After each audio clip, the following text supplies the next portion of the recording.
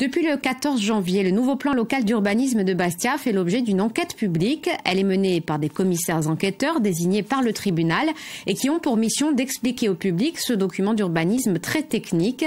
Ils doivent surtout relever les contestations, remarques positives ou négatives d'ailleurs du public. Le reportage de Solange Gradiagne et Tiffaine Urtis-Verea. Dans les quartiers sud, c'est à la maison des services publics que l'on peut trouver la permanence des commissaires enquêteurs. Dans les couloirs et salles d'attente, les Bastiais restent discrets et évitent soigneusement notre caméra.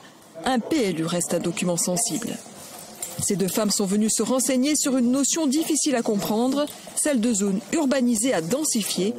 Mais tout va s'éclaircir grâce à la connaissance de ces experts. Le commissaire enquêteur, il est là pour informer, pour recueillir les observations du public et aussi pour aider le public finalement à se retrouver dans un dossier, et un dossier qui est technique, ou du moins où il faut une certaine technicité en urbanisme pour comprendre et intégrer l'ensemble des règles. D'autant plus que le PLU, c'est souvent en fait une superposition de différentes règles et il faut regarder l'ensemble pour savoir exactement à quoi on est soumis. L'après-midi, on retrouve nos commissaires enquêteurs au centre-ville, à la mairie de Bastia, durant un entretien. Si c'était possible que les commissaires se déplacent sur place. Oui, ça fait partie. Parce que moi, je l'avais déjà fait le dernier truc, on avait fait, ils étaient montés sur place. Oui. Parce que sur place, on voit mieux. Ce propriétaire du quartier d'Aliagne, il ne comprend pas pourquoi un de ces terrains n'est plus constructible. Moi, je pense que c'est une erreur quelque part. Hein. Je ne pense pas que ça soit volontaire. Hein. C'est une erreur qui s'est produite quelque part. C'est ce type de cas qui est souvent abordé. Autre exemple, à Larinelle, des espaces agricoles sont prévus non loin du littoral, ce qui déplairait à certains socioprofessionnels.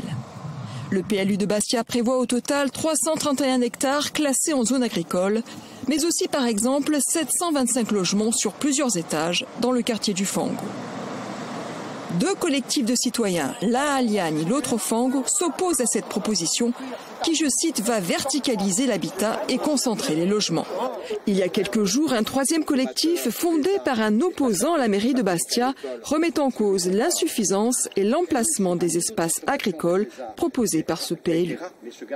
Chose extraordinaire, 52% des espaces stratégiques agricoles définis par le PADUC ont été consommés pour être destinés à de l'urbanisation dans ce PLU.